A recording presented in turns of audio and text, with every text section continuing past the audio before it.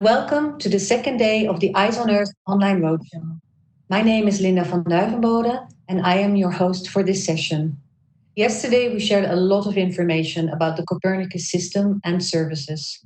In this session, we focus on the challenge of urban heat islands and air quality.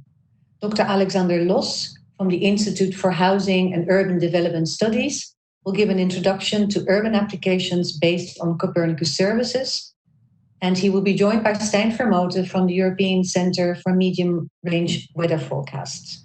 Both experts will then be available to answer your questions.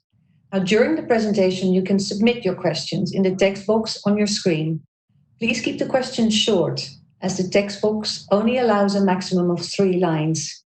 Alexander and Stijn will answer as many questions as they can. If you post something on social media, please use the hashtag #EOERoadshow. Alexander, can you please start sharing your screen and start the presentation? Thank you and have fun.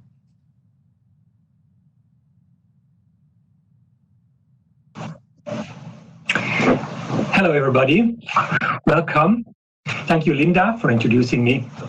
I will show you some possibilities how to use Earth observation and especially the Copernicus climate data store information for urban applications, and in particular about urban heat island and air quality applications. So what I'm going to touch in this presentation which takes about 25 minutes, it's a short introduction, an introduction in a nutshell about urban heat island and air quality in the urban environment. Then introduce to you the comprehensive data stores of the Climate Change Service and Atmospheric Monitoring Services. Show you what these data are good for and how they can be used in the third part by showing you the application possibilities and data sets about heat and urban heat island in particular, as well as atmosphere and air pollution. And after this introduction to the opportunities, Stijn Vermoote will join us and I will ask him some questions about current topics. So let's start. The introduction in a nutshell about urban heat islands. The urban heat island is a typical phenomenon which has occurred already since that bigger cities have been built. It's actually the increase in temperature around the urban environment compared to the rural areas surrounding the city. And this can be quite high, this difference, up to several degrees, like 8 degrees Celsius. In the picture above, you see an infrared image of a place, and what is obviously, which we also have, we know from experience that pavement gets hotter than the surroundings, but this is not the only reason why the heat island occurs, because also the imperviousness of these surfaces is a problem, preventing the storage of water.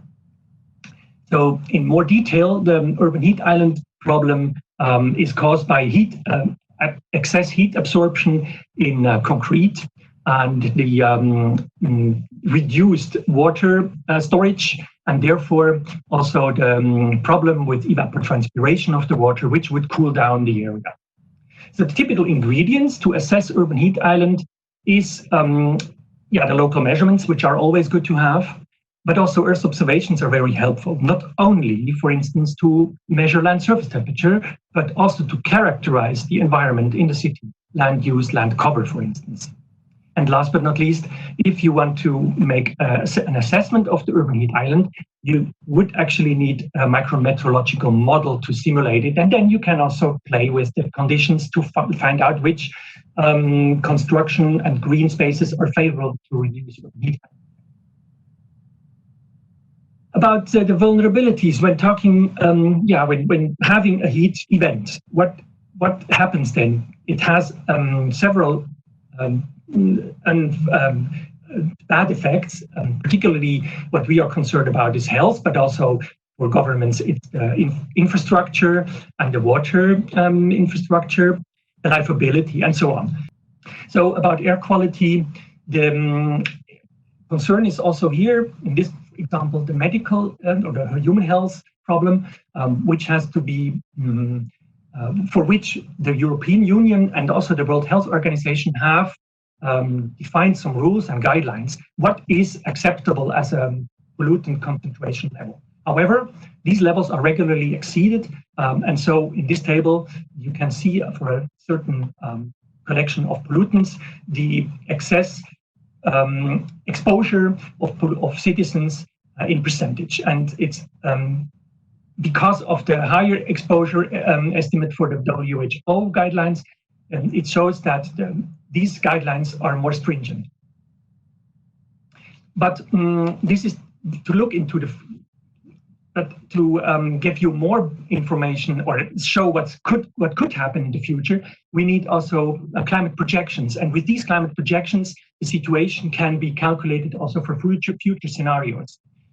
As you can see on the right-hand side in this graph, the death rate could be going or could be increased, due to continuing emission when we would use the baseline scenario. In this graph, you see the PM pollutant and the ozone in the smaller picture. However, it should be noted that in European cities, the air pollution concentration is actually going down. So this is a good sign. So let me continue and show you what these data, where these data are actually stored and how they can be used. And for that, I want to give you a short overview of the type of data and for which kind of application they could be used. So let's make an example about surface temperature. In this graph, you see two red boxes that show a typical application. You suppose you want to measure maximum temperature in the past, or you want to have seasonal temperature anomaly investigated. And these are usually or typically assessed on different time scales. So looking at the available data, you could actually make use of observations to, certainly when looking into the past for maximum temperatures, but also to assess temperature anomalies. However, it cannot go into the future yet. On top of this, we also have an interesting data layer, which is provided by the Climate Data Store, which is the reanalysis data collection.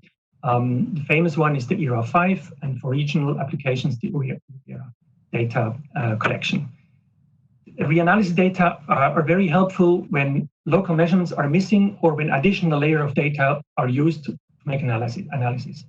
And the last one, which is also provided by Climate Data Store, as well as in both the climate and the atmospheric monitoring services, are climate projections, typically provided by CMIP data sets, can even be used as forecasts, seasonal forecasts, or for lower or for higher resolution data on a smaller scale, regional Cortex data sets. And you see, with these data sets, you can cover all these typical applications. On the left upper part, there is still something left, and this is actually too detailed to be covered for climate projections. So in the last part, I would like to show you some applications related to urban heat, which are possible by using the data and the information which obtained on the Climate Data Store and later on the store. So the first example I was searching for was actually on the data store, looking for heat, which you can see in the search bar, and then looking or selecting data sets. And then I came up with this collection of data which are available for certain assessments or for investigations. And these data, when clicking on this data set, you will see also more information, background information, data download web pages, and so on. However, I want to focus now on two examples, the top one and the lower one.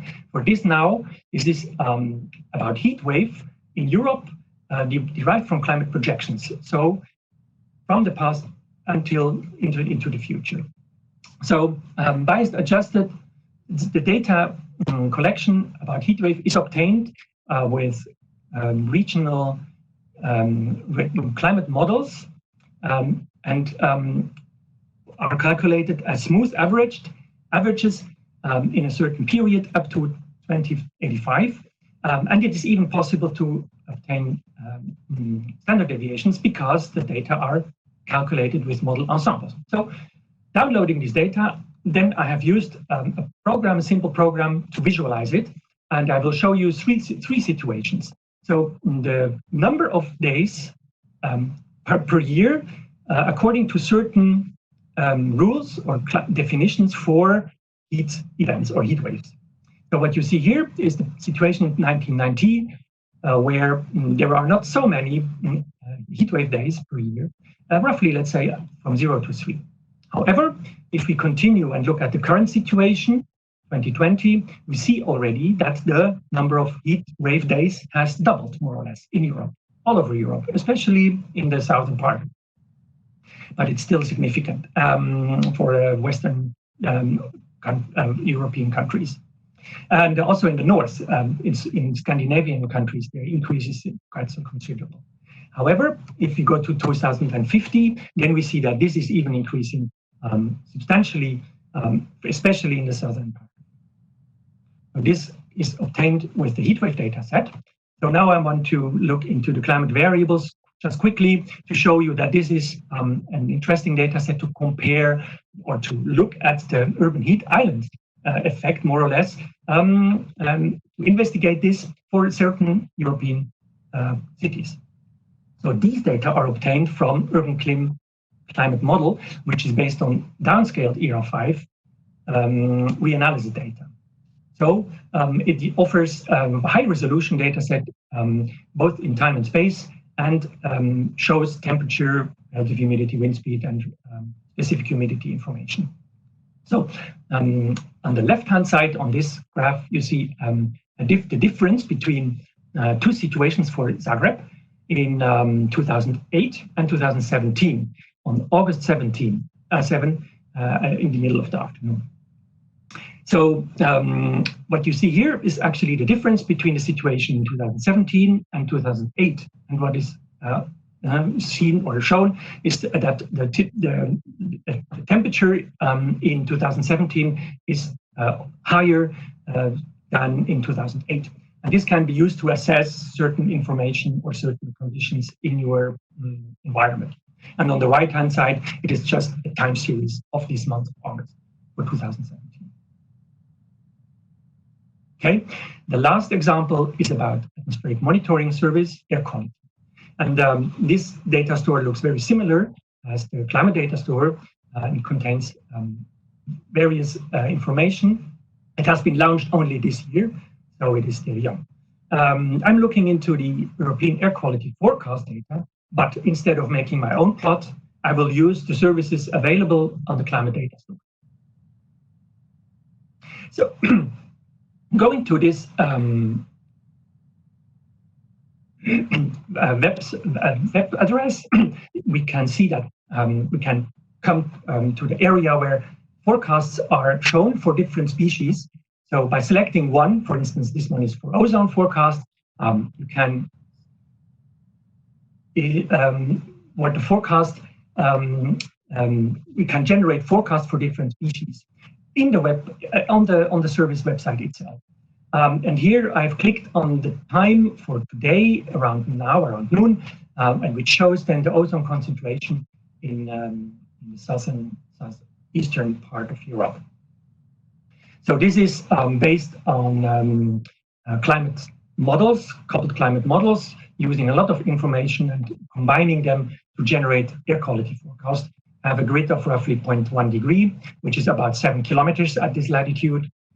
They provide a 60 and 94-day ahead forecast, which is refreshed daily, calculated, and use several models to calculate the ensemble, as well as several satellite for data assimilation and many ground-based observations, and even more in situ data like balloon soundings to produce high-quality continuous air quality data, which are available at no cost.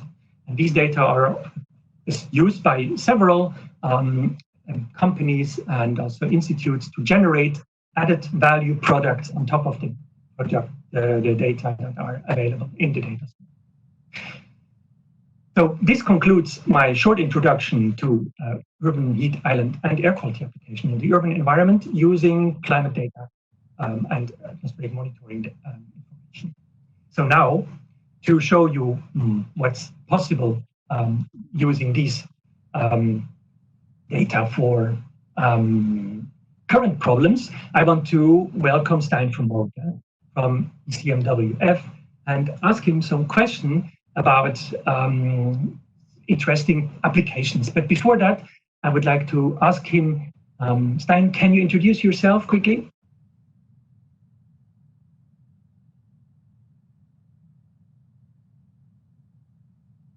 Okay. Good morning, everyone. Yes, now I'm live. Yes, I can introduce myself. So my name indeed is Stijn Vermoote. I'm working for ECMWF, European Center for Medium Range Weather Forecast. I know it's a difficult acronym, but we are the European Center who are looking into weather forecasts for the medium range, meaning between 3 and 14 days. But we also operate two components of the Copernicus services. So one is linked to air quality or atmospheric monitoring, so not only air quality, but also dust and UV and ozone. We also operate the service linked to climate change. So it's two components of the Copernicus services which are very pertinent for the topic which you kindly introduced, Alexander, and on which I'm happy to take some questions. Thank you. So I would ask you this first question.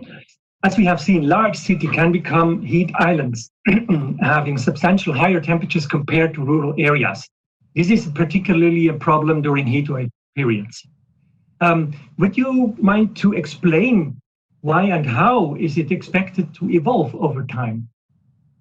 Yes, so cities experience twice as many heat waves as nearby rural areas, as you explained already in your talk, Alexander.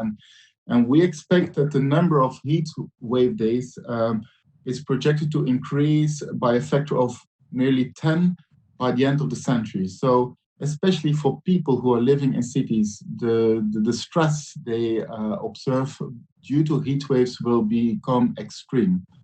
We have products linked to high resolution information at city level. So you already presented the climate variables between 2008 and 2017, which we produced together with VITO. It's a Belgian research organization to assess at a 100 meter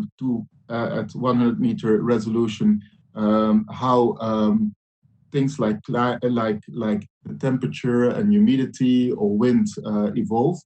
But we have also developed another indicator, and it's the Universal Thermal Climate Index. What's specific about this is that it's an indication of how our human body experience atmospheric conditions. Because when you go on holidays, and I'm now talking as a person from the north of Europe, if you go on holidays in the south of Europe, heat is experienced in a different way than if you have a heat wave in Northern Europe. So, and it's because it's not only linked to temperature, it's also linked to humidity, to ventilation, to radiation, and all these components influence how we as human beings experience, in fact, thermal stress. And that's why we developed this Universal Thermal Climate Index. And this is going back to the early 80s and to present. So we updated to present, and we updated with a 5 days delay. So it gives an indication of how things evolve. The resolution is lower, it's 30 kilometers by 30 kilometers, but still at national level, it gives an indication how the trends evolved over time, and it can also give some indications for the future. So I hope this answers your question, Alexander.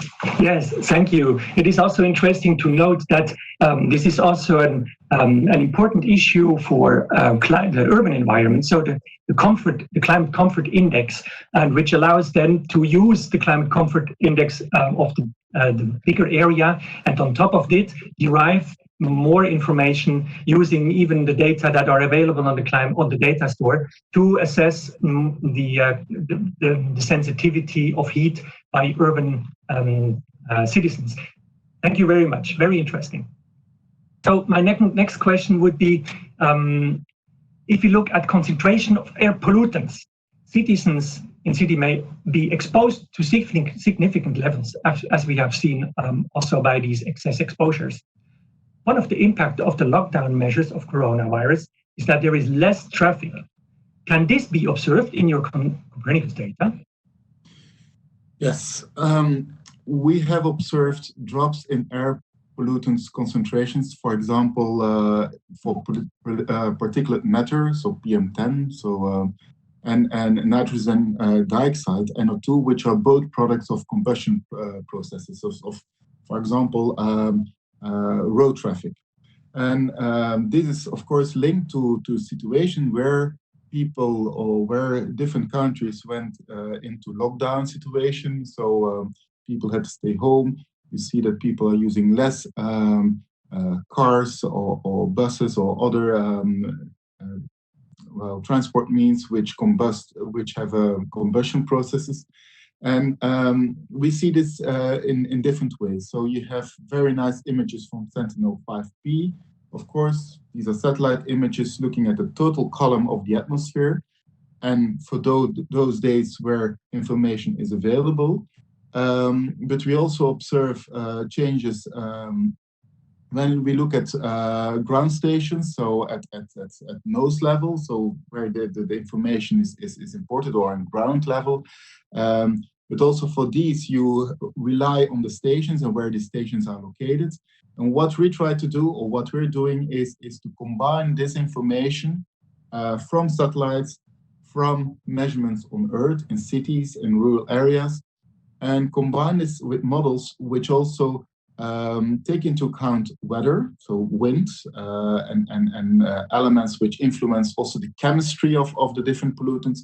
And this enables us to create, in fact, a clear indication of how things evolve over time without any gaps for certain locations. And that's the real added value of the Copernicus Atmosphere Monitoring Service, that we combine different sources of information, we combine it with weather, we combine it with the chemistry, and this gives us a very good idea.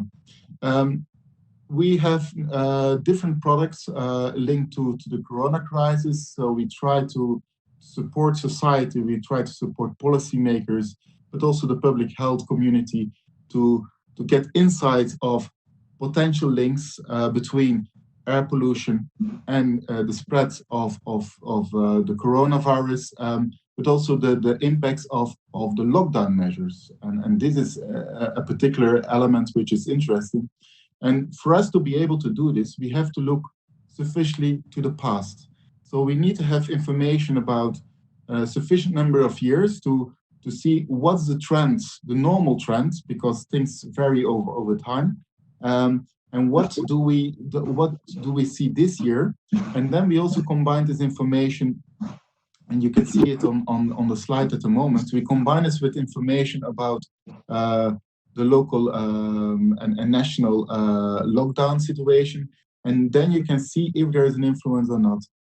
And the thing is that overall we see a clear drop, but it's not always that straightforward. It's not always that clear and that easy to deduct. So it illustrates that also for this type of assessments, you need to have a clear and a close look to derive scientific results out of this.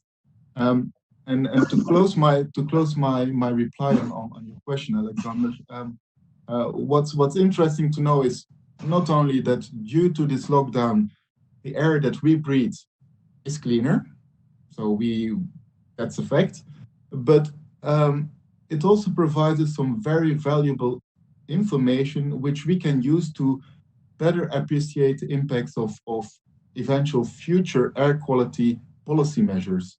So if governments would decide to shift towards a greener mix of transport means, we now know what this would mean, because we have this unique, indeed dramatic situation, but it allows us to do some assessments which can help future measures and to at least to indicate or to support policymakers what it would mean if we would go to a greener mix of transport means. Thank you. I have a question there. With these CAMS data, are these CAMS data also available for other cities, specifically because it's shown for Amsterdam in this graph? Yes, I've selected Amsterdam here, but you also have it for many other cities. For this one, for the urban heat index, it was 100 cities, which is quite significant. For this one, we have selected 50 cities. Including Zagreb, for example, it's also included. So you can go to our website, and the link is below the graph. You can start playing with it and look for your own city. It's only not only for the Strand, but we also made some video clips for larger regions. For example, for the Po Valley, for Randstad in the Netherlands, for the Ruhr area in Germany. So it's very, we made it in such a way that it can be used by a broad audience. So you don't need to be an air quality scientist to play with the data and to use it.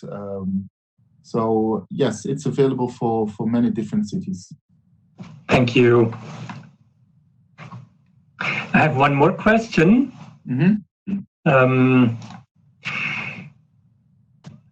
It is interesting to see this data, and which is available for all of us.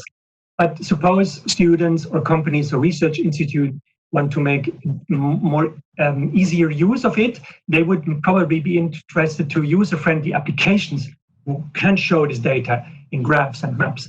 Is this also possible?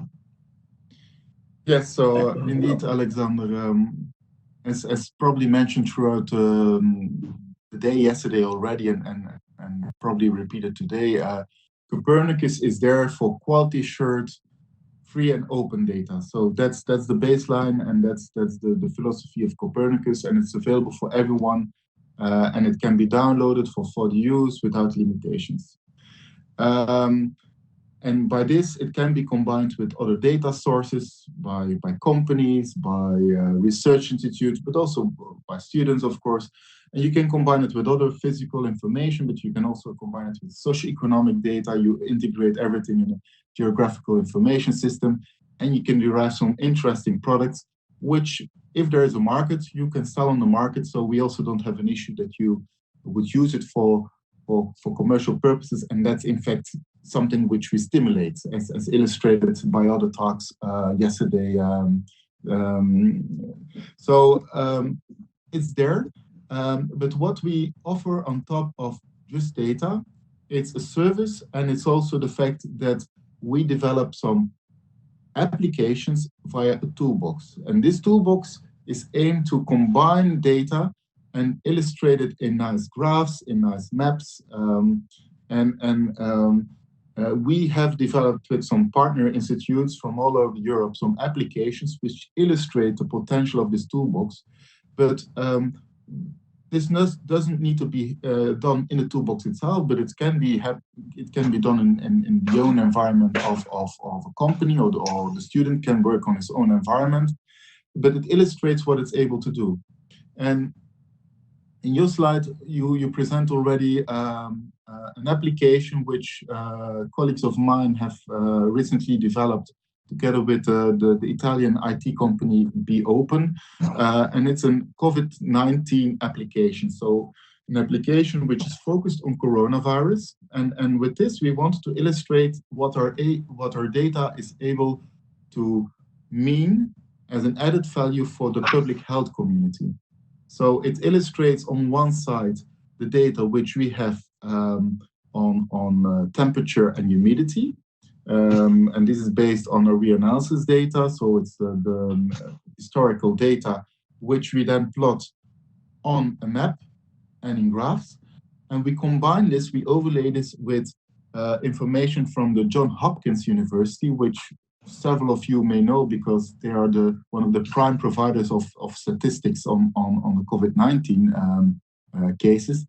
And we use the number of fatalities, and we look if there is a pattern, without making any links, or it's not our aim to connect things as such.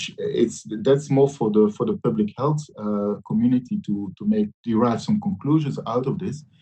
But we do this in a very attractive way, that you look at and you see red dots there. So you put your cursor on the red dot, and then you see, in this case now for Italy, for example, the accumulative cases, and then you see the trend in time between the cases and temperature, and you see a blue and a red line to give an indication, according to the latest scientific articles, where there could be a correlation between temperature and cases, although it's not always that straightforward, and it's often a combination of different elements. And we did the same for humidity.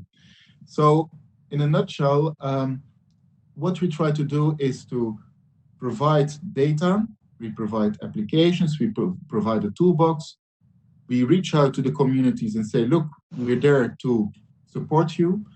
We are there also to co-create solutions, so to work together. And we have a large community of scientists internally, but also with partner organizations who can support us on this, to create solutions and to combine things to solve certain societal challenges, or to support decision makers on this. And then, of course, what I said at the beginning of my reply, of course, this is all also for the benefit of startups, of research institutes, of students who want to play with this and who want to use it in an attractive way. I think that this answers your question. Yeah, sure. Let me also point out that if you see the web address, that it refers to the climate data store, and in the climate data store, it's not only about finding climate. There are also applications, and I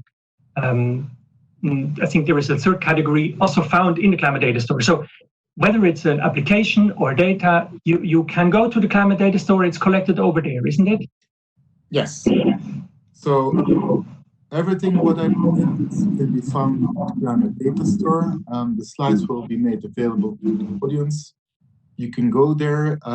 If you go to the climate data store or website, you also see a button Get Support. So we have a dedicated support team. It's a small team, but they are very dedicated, and it's operational, and they will come back to you very quick if you have questions. And this can be any question. So it's technical questions or questions related to business opportunities and things like this. So all this is available, and don't shy off by the fact that it's all done via a virtual meeting. We are there to support you. Thank you very much, Stijn from Mota has answered some questions. And we are now up to the last part, where we want to look if there are questions. Oh yes, I see there have been questions in the chat, and we want to go through them one by one, and either Stijn or I or we both are going to answer these questions.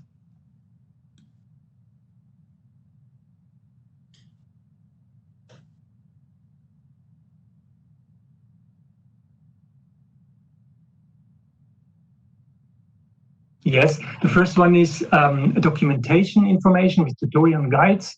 We do in climate data box. Maybe Stijn?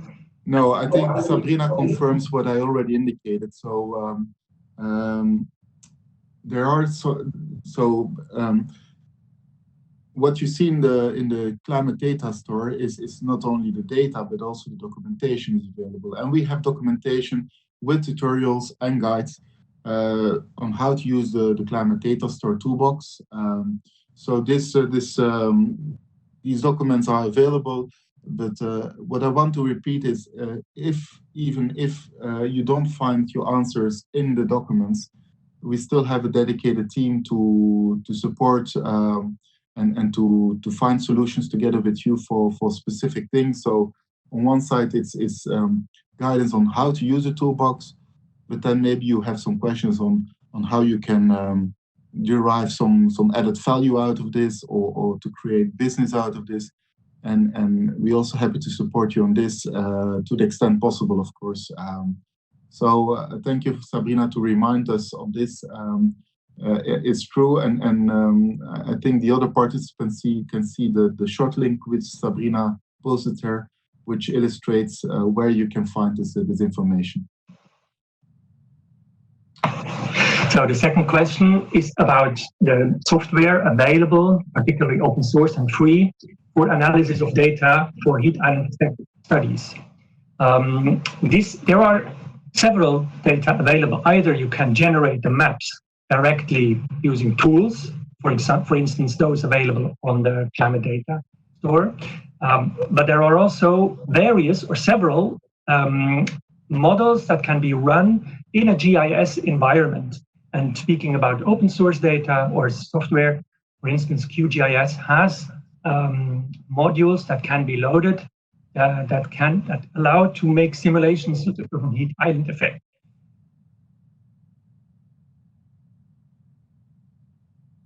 Just switching off my screen sharing.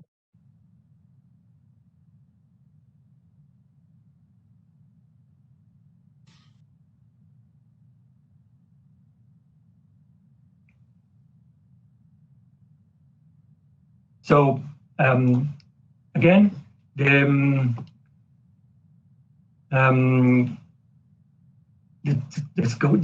first question, there is information available, or there are software packages available. I think it's not very easy to find them directly because they are not very abundant, but there are.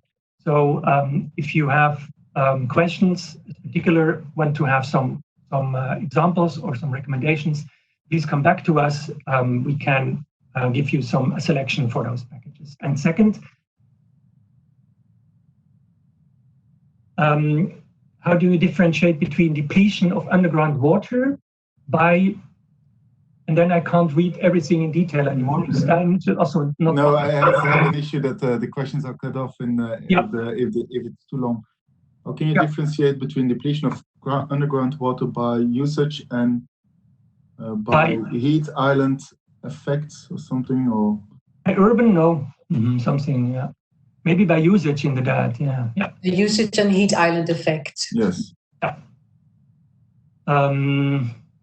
Of course, at the moment with the drought in large parts of Europe, the question about depletion of underground water is very pertinent, and we also observe this in our monthly updates.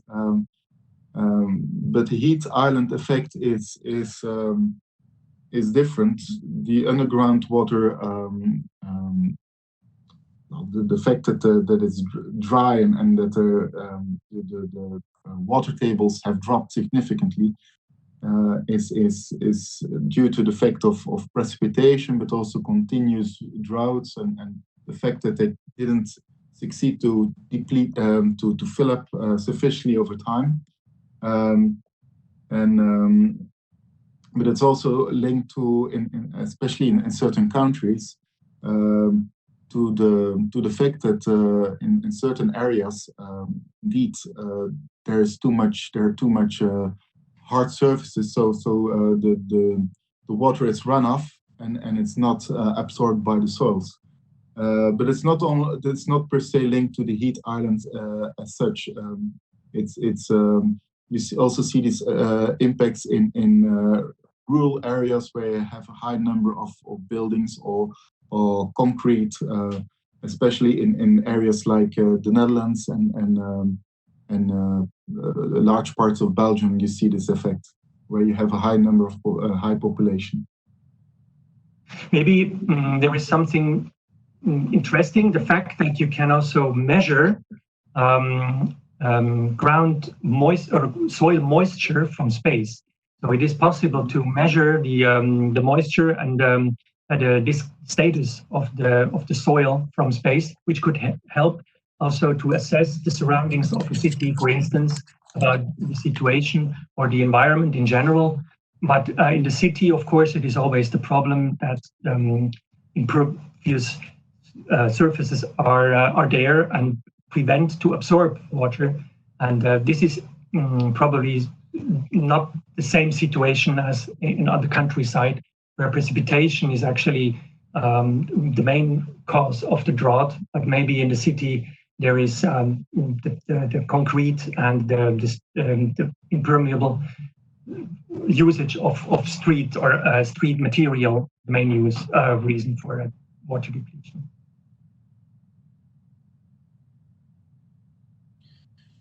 For the next question,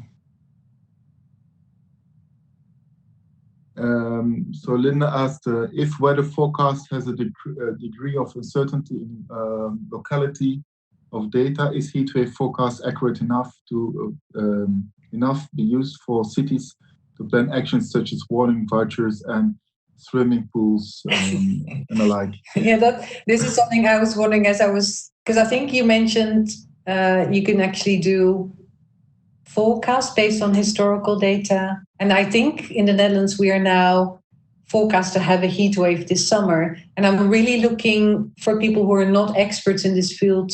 How do you get actionable data out of this information? So if I live in Katwijk, which is near the coast in the Netherlands. So if I'm a city councillor and I hear that there's this heat wave coming, can I get fast and actionable data that really I can send out an alert through like the Twitter app or something that says to people, hey, today we're offering discounted swimming pool tickets to stop people going from the beach and overheating or going shopping in the city center rather than going to a cool place. Is that possible? Am I asking too much? I'm lucky that I have access to you in a live panel and I don't have to use the chat box. I think when you talk about the degree of uncertainty in locality and of the data, of course, any forecast is subject to uncertainty, but uncertainty is linked to the time.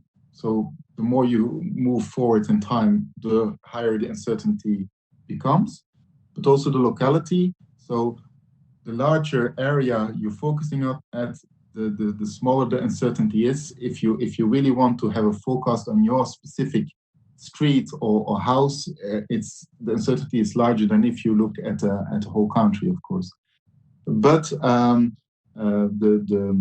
skill, as we call it, the difference between the indication of forecast and the actual observations have increased significantly over the years, and I think now up to three days we can be very accurate at national level, but then also at if we move forward up to 7 to 8 days, it can be very accurate of what to expect.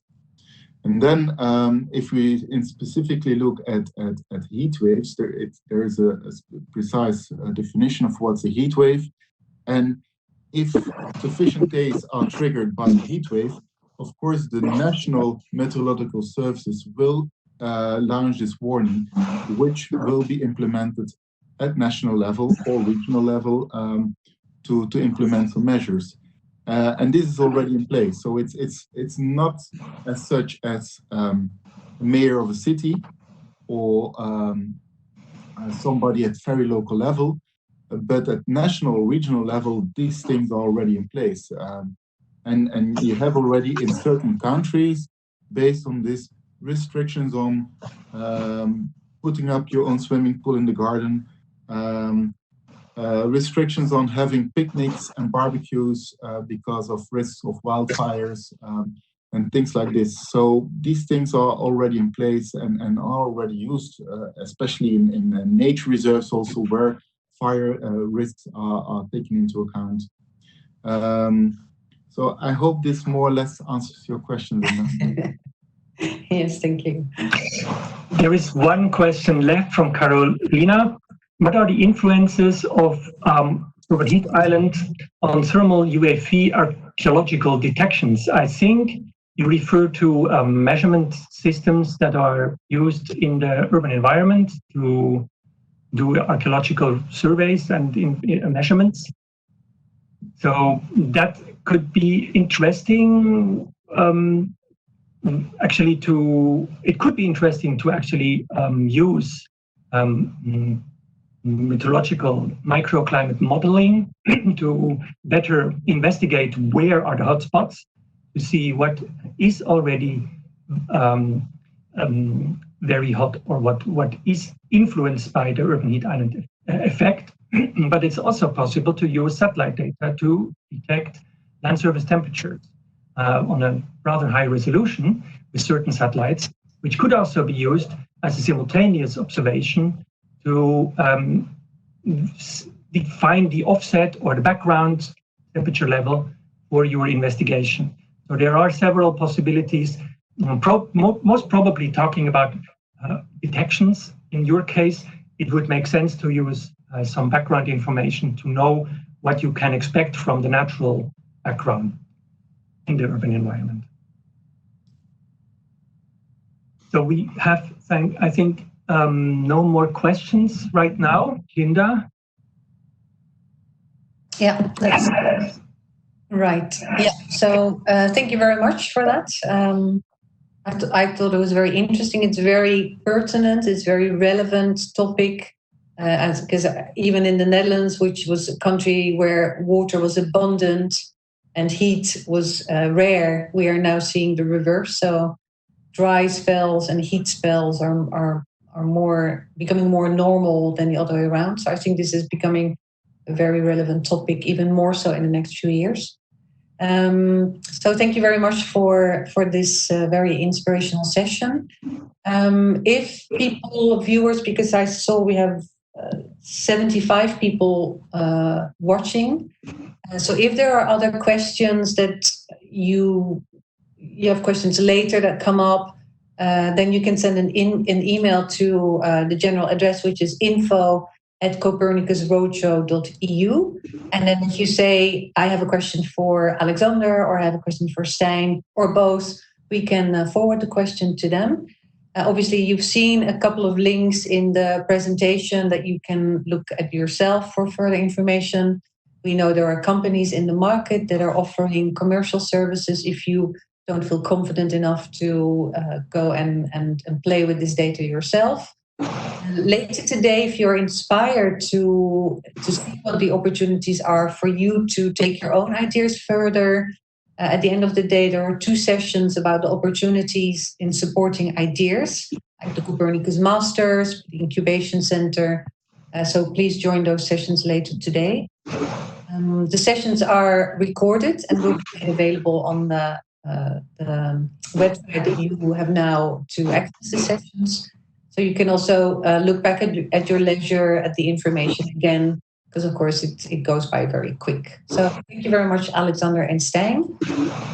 We hope all of you will join us later for sessions like the one following now. It's a demo session by the research user service from Copernicus, which does require more advanced knowledge than you have presented. But for those who are interested to continue, I would certainly recommend that session as well. So thanks for now, and hope to see you again soon. Okay, thank you. Thank you. Enjoy the rest of the roadshow. Thank you.